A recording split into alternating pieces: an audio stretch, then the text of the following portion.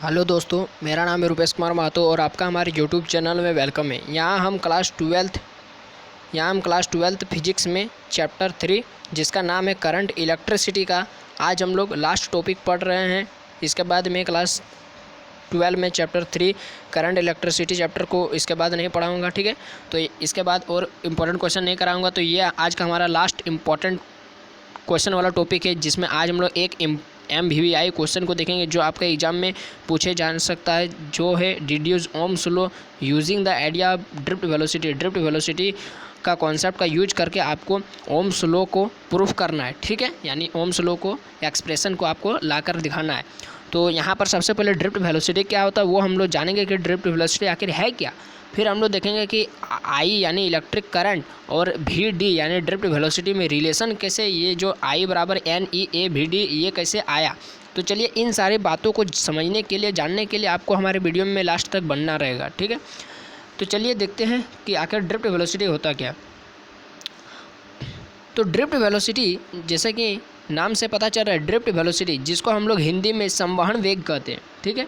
यानी ये कोई वेलोसिटी है, ठीक है, और वेलोसिटी किसी ऑब्जेक्ट का जरूर होगा, ठीक है। तो देख रहे हैं, इतना तो आपको ऊपर से पता चल गया। तो देख रहे हैं कि व्हेन एक्सटर्नल इलेक्ट्रिक फील्ड, समझिए, ठीक है, और माइंड में इमेज बनाते जाइए कि when external electric field applied between the end of the conductor, यानी किसी कंडक्टर के एंड, यानी एंड ये मान लेते हैं कोई कंडक्टर है तो इसका एंड सिरा ये हुआ ना, इसका एंड में इलेक्ट्रिक फील्ड हम अप्लाइड किए, ठीक है। कोई इलेक्ट्रिक फील्ड हम अप्लाइड किए किसी कंडक्टर के एंड में, ठीक है, एंड ऑफ द कंडक्टर।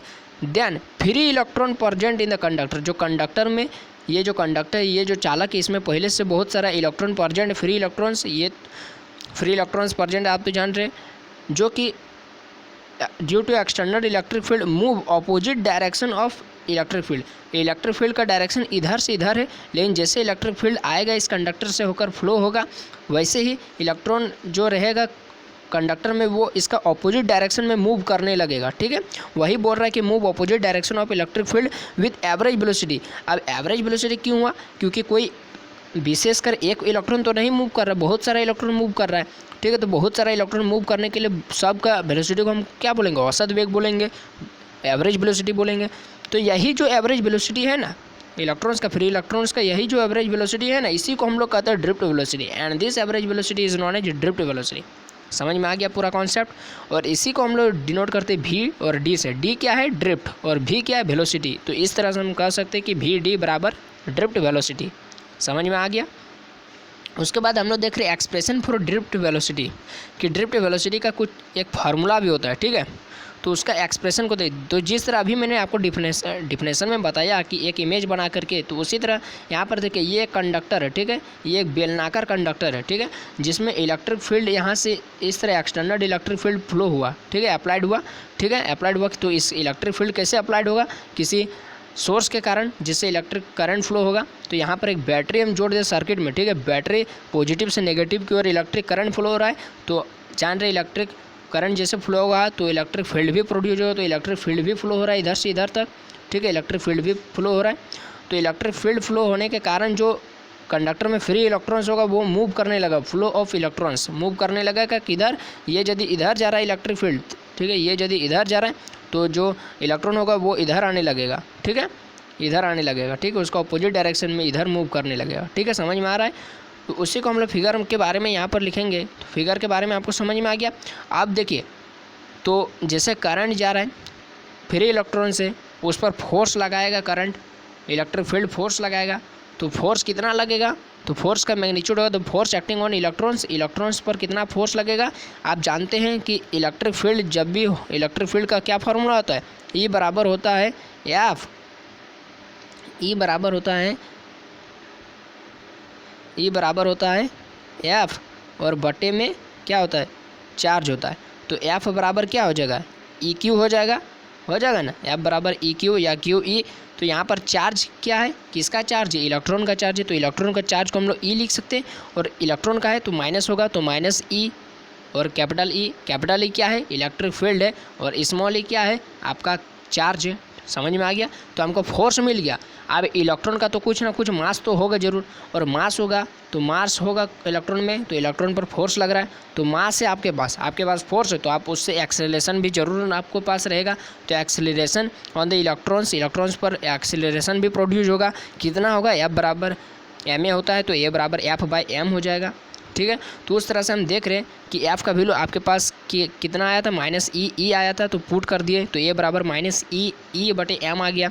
तो अब आप जान रहे हैं कि V बराबर क्या होता है, U+AT होता है गति के समीकरण से। तो अच्छा, शुरू में इलेक्ट्रॉन सब यहाँ जो था अपना कंडक्टर में था, पहले से बैठा हुआ था, तो उसके पास इनिशियल वेलोसिटी कितना था? 0 था। जब इलेक्ट्रिक फील्ड हम फ्लो किए तब न वो गति करने लगा, तो तब न उसमें वेलोसिटी आ गया। तो पहले तो उसका पास इनिशियल वेलोसिटी 0 था, तो u इसके पास 0 था, और उसके पास वेलोसिटी जो आया उसको हम एवरेज वेलोसिटी, उसको हम ड्रिफ्ट वेलोसिटी कहेंगे। और t क्या है? देखिए t क्या होता है, चलिए मैं आपको पहले ही यहाँ पर बता देता हूँ कि t क्या है। t को हम लोग कहते हैं रिलैक्सेशन टाइम कहते हैं। ठीक है, पढ़ लीजिए अच्छा से, रिलैक्सेशन टाइम, जिसको हम लोग टाउ से डिनोट करते हैं। और यह क्या होता है? यह एक शॉर्टेस्ट इंटरवल होता है। ठीक है, यह एक बहुत छोटा सा इंटरवल होता है ना। During the collision of two successive electrons and ions is known age relaxation time. यानी किसी भी दो क्रमागत इलेक्ट्रॉन या किसी दो क्रमागत आयनों के एक दूसरे के टक्कर होने में जितना शॉर्ट इंटरवल टाइम लेता है, टकराने में जितना कम समय लेता है, उसी को हम लोग क्या कहते हैं? रिलैक्सेशन टाइम कहते हैं। किसी भी दो क्रमागत, सक्सेसिव का मतलब होता है किसी भी दो क्रमागत इलेक्ट्रॉन या किसी दो क्रमागत आयनों का आपस में टकराने में लिया गया वह न्यूनतम समय हम लोग रिलैक्सेशन टाइम कहेंगे, जिसको हम लोग टाउ से डिनोट करते हैं। समझ में आ गया? It is represented by tau. चलिए यहाँ पर फिर हम लोग आते हैं अपना क्वेश्चन में। ठीक है, क्वेश्चन में आते हैं। तो यहाँ पर हमने देखा कि इनिशियल वेलोसिटी 0 हो गया था, जो फाइनल वेलोसिटी वो ड्रिफ्ट वेलोसिटी के नाम से जाना गया, और ठीक क्या है? रिलैक्सेशन टाइम है।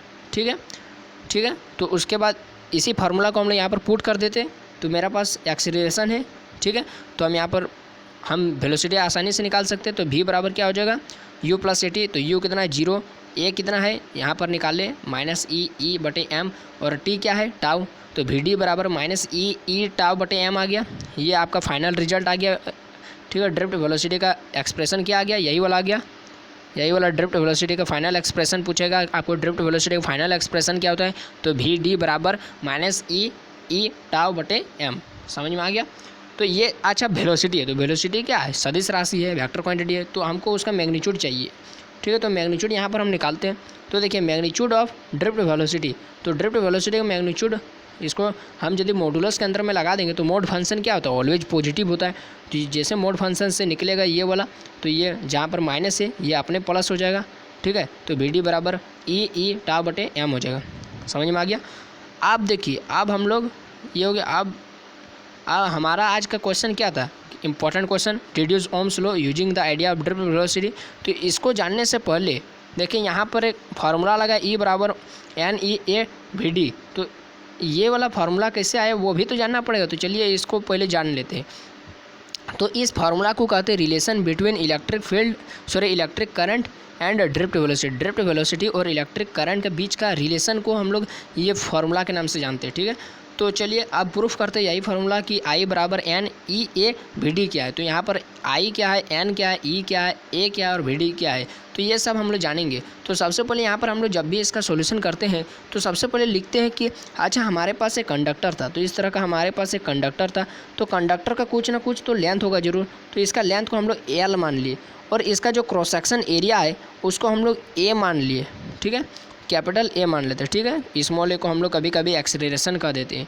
ठीक है, तो कैपिटल A मान लिए, और इस पूरा कंटेनर का या इस पूरा कंडक्टर का एरिया मिल गया हमको, पूरा कंडक्टर का लेंथ हमको मिल गया। तो पूरा कंडक्टर का वॉल्यूम क्या हो जाएगा? हमको A पता है, हमको L पता है, तो वॉल्यूम V बराबर होता है एरिया इंटू लेंथ, जानते हैं आप। तो यहाँ पर वॉल्यूम ऑफ कंडक्टर क्या हो जाएगा? AL हो जाएगा। समझ में आ रहा है? अब देखिए, तो नंबर ऑफ इलेक्ट्रॉन, देखिए ये जो कंडक्टर है, ठीक है, ये कंडक्टर है, तो इसका एक पॉइंट पर मान लेते हैं हम, मेरा पास n गो इलेक्ट्रॉन प्रेजेंट है, इस पॉइंट पर n इलेक्ट्रॉन प्रेजेंट है इस कोना में, ठीक है। तो इसका पूरा वॉल्यूम में कितना इलेक्ट्रॉन प्रेजेंट होगा, पूरा वॉल्यूम में NaL प्रेजेंट होगा, गुना कर देंगे उसका वॉल्यूम के साथ, तो number of electrons present in per unit, present in whole volume में, ठीक है। तो यहाँ पर टोटल नंबर ऑफ इलेक्ट्रॉन्स, जिसको हम लोग कैपिटल N माने, क्योंकि स्मॉल m हम नंबर ऑफ इलेक्ट्रॉन्स को मान लिए, तो इसीलिए यहाँ पर टोटल नंबर ऑफ इलेक्ट्रॉन्स को कैपिटल N मानना पड़ेगा। तो कैपिटल N बराबर क्या हो जाएगा, NaL। समझ में आ गया।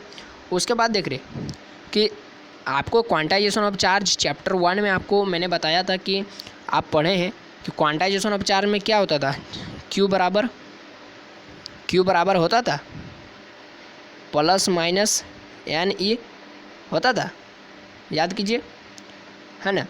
तो ये हो गया, आपके पास मिल गया। तो यहाँ पर देखिए N क्या है, कैपिटल N है, ठीक है, और E क्या है, जो सिंपल सा E है, ठीक है। तो N का वैल्यू आप निकाल के रखे अभी कितना आता है, NaL, तो NaL, और E, तो E यहाँ पर है, ठीक है। तो टोटल चार्ज भी हमको मिल गया, टोटल इलेक्ट्रॉन्स भी मिल गया।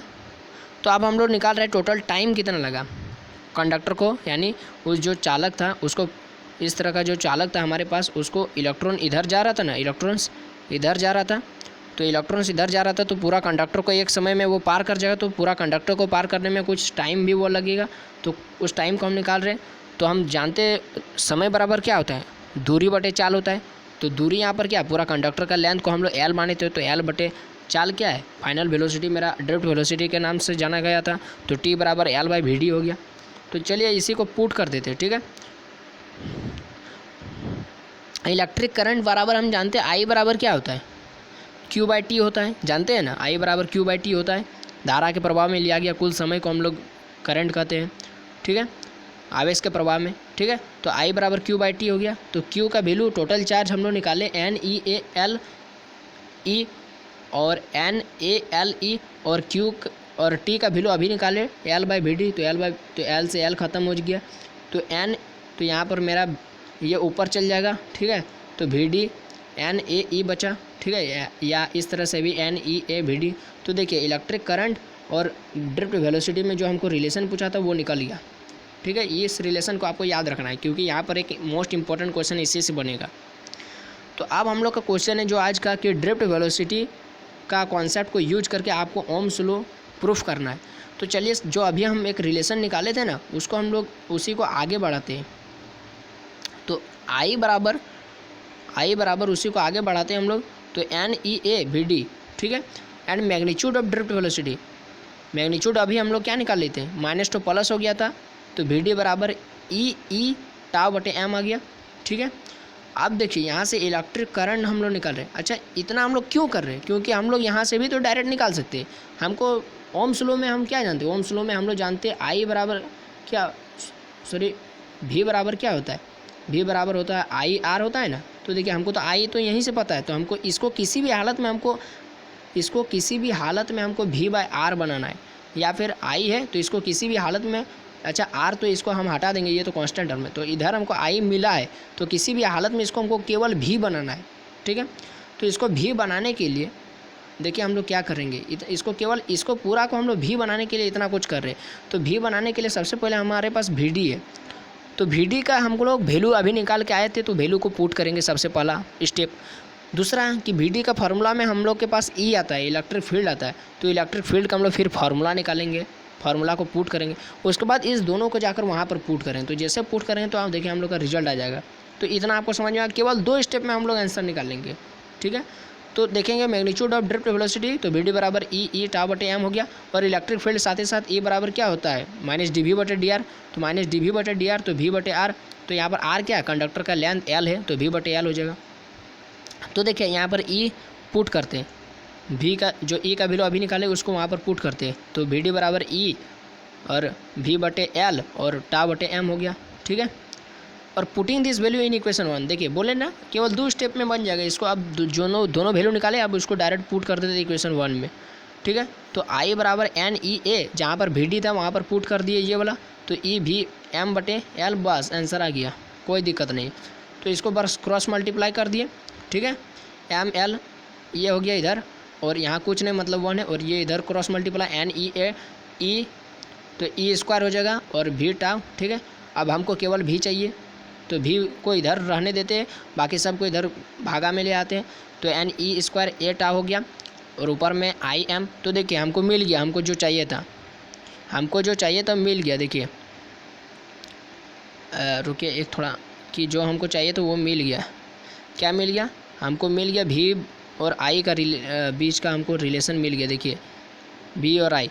तो बाकी जो हमको ये सब जो फालतू में मिला है, इसको हम लोग एक कांस्टेंट मान सकते हैं, आर, ठीक है, कांस्टेंट मान सकते हैं आर। आर क्या है? आर क्या है? कांस्टेंट है, ठीक है। आर का वैल्यू ये सब है, M L E square, M L बटे एन ई स्क्वायर टाउ, ठीक है। और तो भी बराबर यहाँ पर आई आर हो गया। इसको डायरेक्टली हम लिख सकते हैं, भी डायरेक्टली प्रोपोर्शनल टू आई, ठीक है, जैसा कि ओम्स लॉ बताता है। तो यही तो ओम्स लॉ है, देखिए विच इज़ ओम्स लॉ।